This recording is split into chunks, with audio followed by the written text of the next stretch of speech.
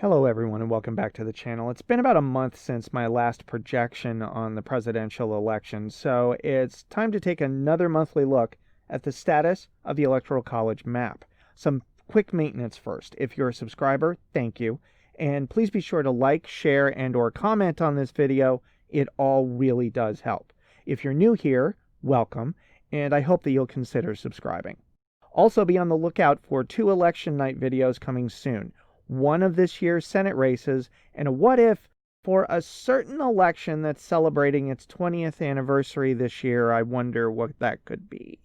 There hasn't been as much state polling this month as there was leading up to my June video. Most of the polling is focused on national polls rather than state, and if you watched my national polling video, yep, that one right up there, then you know my feelings on the topic of those types of polls compared to state polls. That said, there's still plenty of information to go over this month.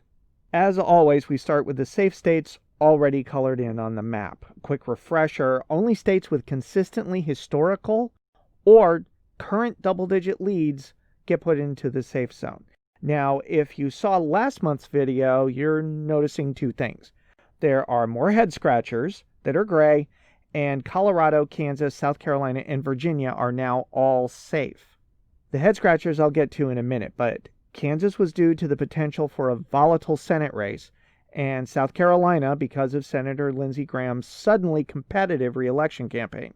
That said, the state has now had 3 straight polls of Trump with a lead of over 10%, which goes along with historical data that we have.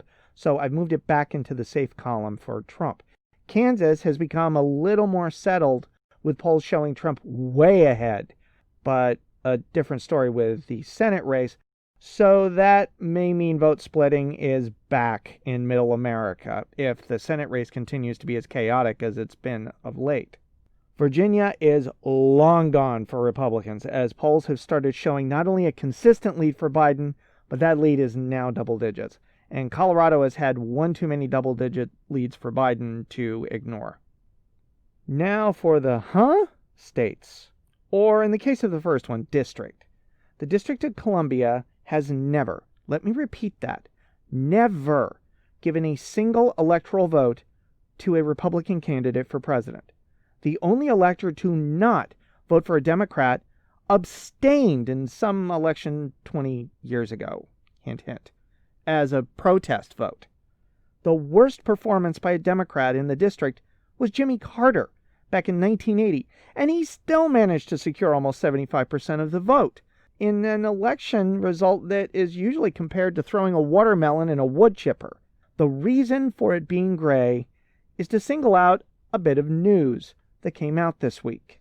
The Trump campaign spent $35,000 to secure ad buys on the Fox affiliate in the D.C. area, which, based on what I just said about the district's voting history, amounts to this.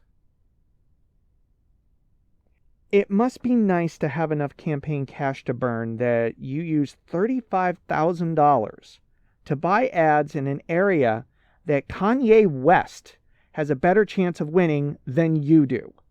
I'm just a dude with a YouTube channel, but even my 16-year-old diabetic cat knows that that was a complete waste of money. DC dark midnight blue with hints of navy blue for Joe Biden. Next up is Alaska. Now, Alaska has been a state for a little over 60 years. It has voted in 15 presidential elections, and only one of those did it go for a Democrat, Lyndon B. Johnson in 64 for those who are curious. Even in 2016, Donald Trump only got 51% of the vote, and he still won by 15 points. So what the hell is going on?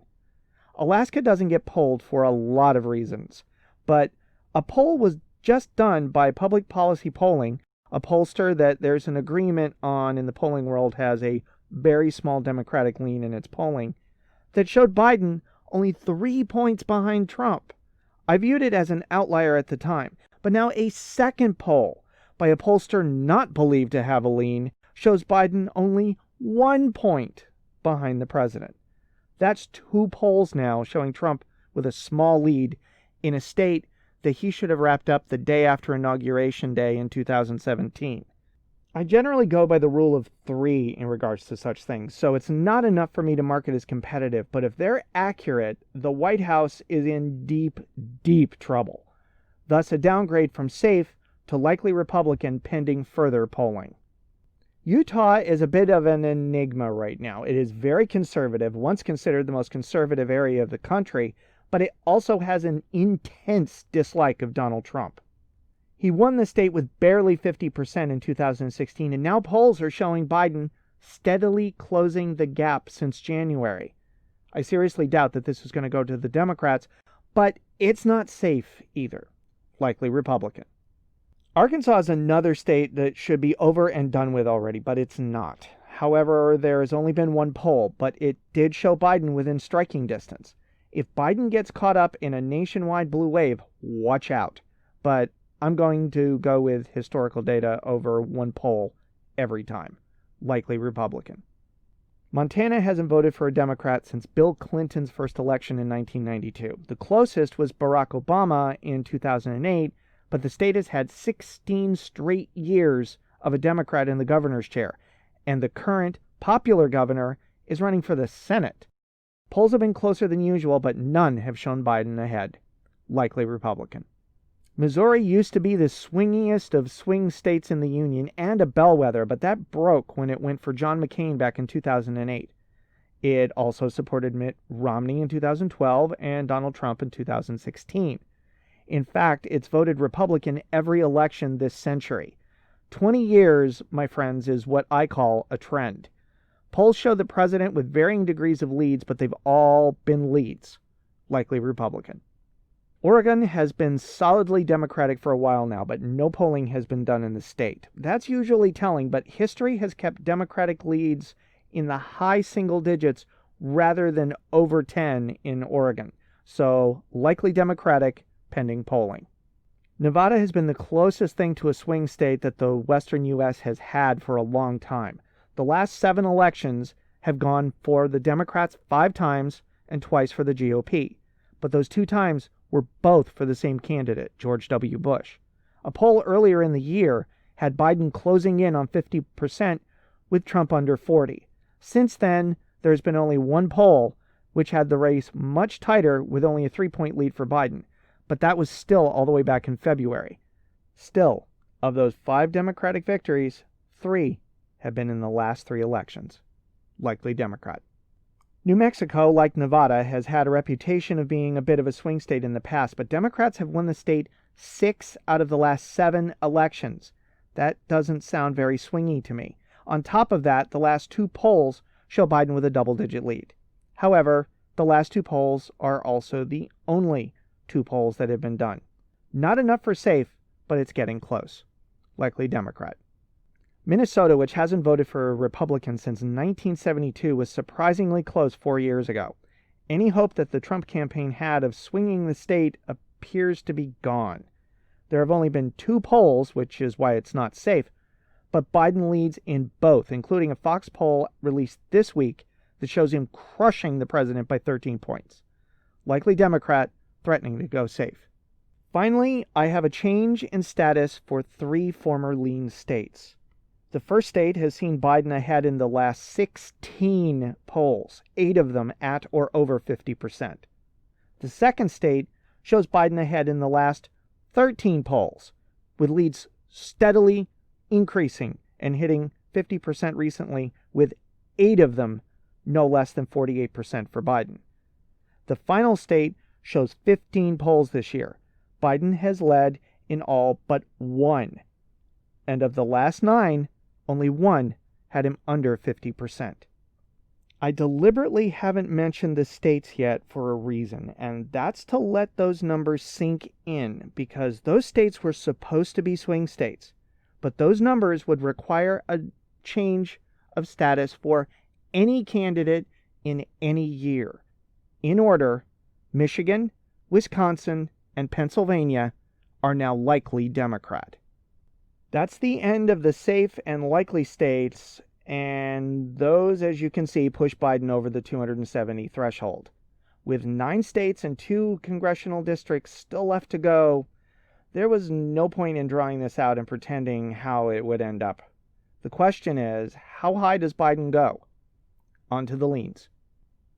New Hampshire was considered a possible swing state this election because it was Hillary Clinton's closest margin of victory. Early polls even had the two trading leads back and forth, but not anymore.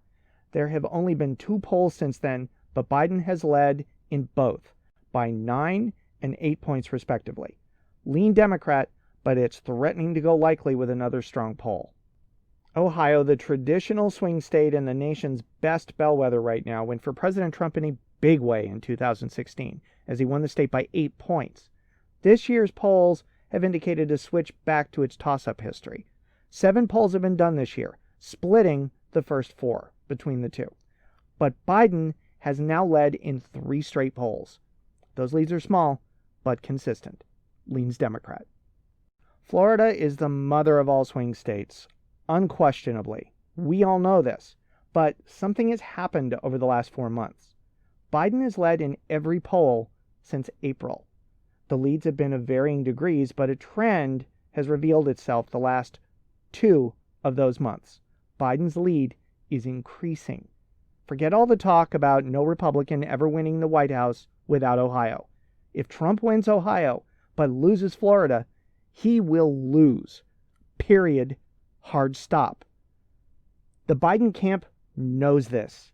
And right now, Biden has been at or around 50% since May, which moved Cook's political report to switch the state's status, acknowledging that Biden right now is in the lead. Florida leans Democrat. Like Ohio, Iowa was a solid win for the president, going by nearly 10 points 4 years ago. That's enough that Iowa was considered safe for most of the year, but that lead started closing in May. Trump has led in every poll, however, although his leads the last 2 months have been between 1 and 2 points. For now, leans Republican. North Carolina is the most polled state in the nation, with a staggering 32 polls done this year alone. Of late, Biden has been shown to be in the lead, but 2 polls released this month showed the president with a very small lead. One, however, being from an admitted Republican pollster. Taking that one out, the other poll, which showed Trump ahead by 1 point, means the race is still deadlocked. I'm keeping this as leans Democrat for now, but barely, because the Democratic candidate for Senator, Cal Cunningham, is strongly ahead of incumbent Republican Senator Tom Tillis. One more poll showing a Trump lead, however, could be enough to swing it all back. Arizona has been a loyal Republican state for so long it's hard to pull away from that, but the polls since February have been consistent. Biden ahead with varying leads.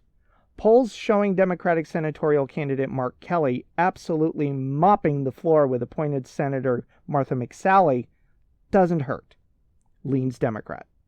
The idea that Texas and Arizona would be discussed after Florida as swing states is something that continues to blow my mind. No poll has shown either candidate with a sizable lead over the other all year long, but a trend has developed of late, with Biden leading in 5 of the last 9 polls, all taken since June 1st. In this type of situation, historical voting is my tiebreaker, meaning Texas is still leans Republican, but with Biden spending money in the state, a few more polls with him in the lead, and I could change that status. The last state is Georgia, which is turning into the biggest battleground state of this year's election. It is a barn burner. Many people, myself included, didn't put much stock into the May polls showing Biden with a small lead, but then they just kept coming. Biden has now led in 4 of the last 5 polls, all since May. Small leads, but it only takes 1 more vote than the other candidate to win. Leans Democrat. Lastly, let's go over the 2 congressional districts that are swingy. Maine and Nebraska's 2nd congressional district don't get a lot of polling, and since both states apportion their electoral votes by congressional district, that does make it a little difficult to track. However, polls can still be helpful. Nebraska's 2nd has had polling done. However, both polls were done by Democratic-leaning pollsters, but both show Biden with a pretty sizable lead. enough that it likely overcomes any lean in the polling. It is, however, the only poll we have, but that combined with Cook Political Report's listing of the district as leans Democrat in the presidential race, I hesitantly give it the same rating. Unlike Nebraska's second, Maine's second hasn't had any polling done there this year, which is far too long to consider any polling that we do have, which is dating back to 2019. However, polling in Maine is showing Biden increasing his state lead. That would suggest that his support is likely increasing statewide rather than just in one congressional district, especially since Donald Trump was the first and only candidate to win the second district while losing the state. This one, for the time being, also leans Democrat. So, yeah. I suppose the Biden camp's public confidence and private jubilation could be misplaced by the time we actually vote, but there are only 100 days left before Election Day. Right now, Biden is not just ahead for the win, he's heading for a landslide. And that's not including states like Iowa and Texas that are trending in the right direction for him right now. Biden and his people have to be, and have earned the right to be, thrilled right now. But be prepared to hear a lot about one name, Michael Dukakis, the 1988 Democratic presidential nominee who led by double digits in the polls in August, only to see that lead come crashing down and lose. Because right now, that's about the only good campaign news the Trump campaign has to cling on right now.